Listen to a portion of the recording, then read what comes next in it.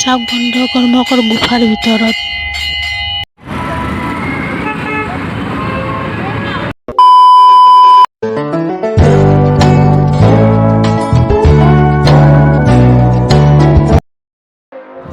Hello' friend, welcome back to my channel. গতিকে বলক ভিডিঅ'টো আৰম্ভ কৰোঁ দিল্লীৰ ইণ্ডিয়া গেটৰ পৰা। আৰু দিল্লীৰ সকলোতকৈ ফেমাছ ঠাইডোখৰ হ'ল এই ইণ্ডিয়া গেট। আৰু ইণ্ডিয়া গেটটো বৰ্তমান বন্ধ হৈ আছে। আৰু ইণ্ডিয়া গেটৰ ওচৰতে এইটো হৈছে ৰাষ্ট্ৰপতি ভৱন, যিহেতু দুয়োটাই এতিয়া বৰ্তমান বন্ধ হৈ আছে, কাৰণ ইয়াত মানে নিৰ্মাণ কাৰ্য চলি আছে। ইয়াত নতুনকৈ কিবা বনাই আছে,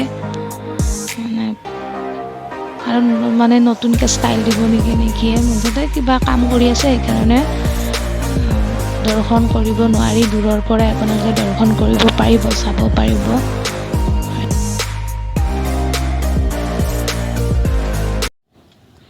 বলক মেট্ৰ'ততো গুৱাহাটীত উঠি নাপালোঁৱে, দিল্লীত আহিয়ে মেট্ৰ'ত উঠি পালোঁ দেই। আৰু কোনোমতে তামাম মজা লাগে দেখোন উঠি, 1 ছেকেণ্ডতে যাই পাওঁ এক জেগাৰ পৰা এক জেগাক লগি।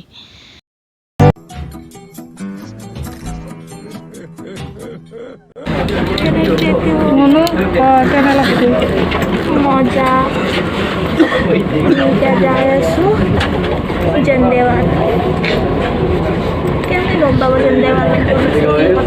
সেই ডাঙৰ হনুমান মন্দিৰ ষ্টাৰ প্লাছ যি টিভিত যে দেখে তাতে যাই আছোঁ নে তাতে যাই আছোঁ। ঘৰতে থাকোঁ, ইয়াতে চিৰিয়েল কেইখনৰ হনুমান মন্দিৰটো মেট্ৰ' ষ্টেচন কাম দে আজি দেখা स्टाइल ना से गए थे यहाँ पे ना से क्या সময় নকৰোঁ কামতে থাকোঁ। समझ रहे हो आप समझ रहे हो ना। তো ফাইনেলি মেট্ৰ'ৰ পৰা নামি দিলোঁ। নামি এই পিছৰ অংশটো বলক এতিয়া যাওঁ বলক ভিতৰত। আৰু এই মুখ্য দুৱাৰ, মুখখন কৰি মেলা আছে পুতনি ৰাক্ষসৰ নিচিনা। গতিকে এইটো হনুমানৰ ভৰি দুখন। গতিকে ইমানে ডাঙৰ কেমেৰা ওপৰলৈকে নুঠেই যিহেতু। আৰু এনেদৰে প্ৰৱেশ কৰিলোঁ ভিতৰত। আৰু প্ৰৱেশ কৰোঁতে এইখন মস্ত ডাঙৰ এখন জিভা দেখিবলৈ পোৱা গ'ল। আৰু এই জিভাখনেৰে আমি খোজকাঢ়ি ভিতৰলৈ সোমাই গ'লোঁ। আৰু সোমাই যি পৰিৱেশ দেখিলোঁ বহুতেই ধুনীয়া, বহুতে মনোমোহা, মন শান্তি পৰিয়ে যায়। আৰু এই গদাটো চাওক, ইমান ডাঙৰ গদা, এই হনুমানৰ গদাটো টিভিতহে দেখিছিলোঁ, ষ্টাৰ প্লাছত চিৰিয়েলখনত যে কি বা নাম ইয়ে হে মহাব্বতে নেকি, সেইখন চিৰিয়েলত খুব দেখিবলৈ পোৱা গৈছিল এই মন্দিৰ।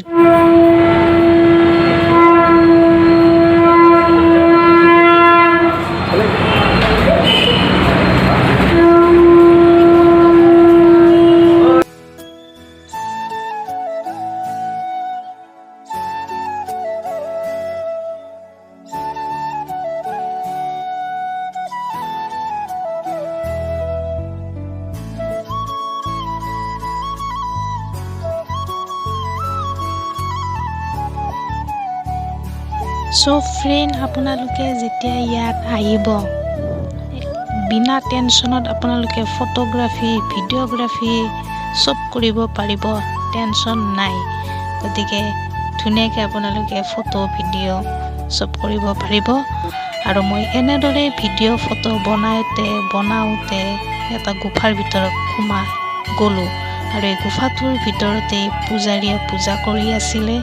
আৰু মই এনেদৰে গুফাটোৰ ভিতৰত সোমাই প্ৰথমতে ভয় লাগিছিলে অকণমান সময়ৰ কাৰণে, 1 ছেকেণ্ডৰ কাৰণে, কাৰণ ডাইৰেক্ট এনেকুৱা গুফা মই মন্দিৰত দেখা নাছিলোঁ আজিলৈকে।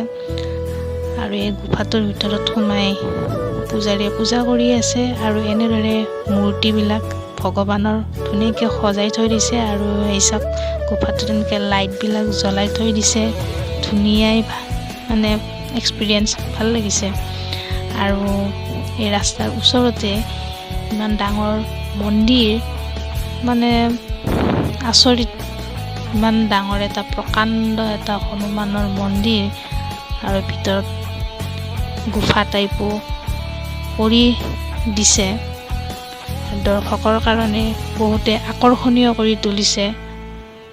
আৰু কি ক'ম আৰু, আপোনালোকে যেতিয়া আহিব চাব তেতিয়াহে অনুভৱ কৰিব পাৰিব এইটো।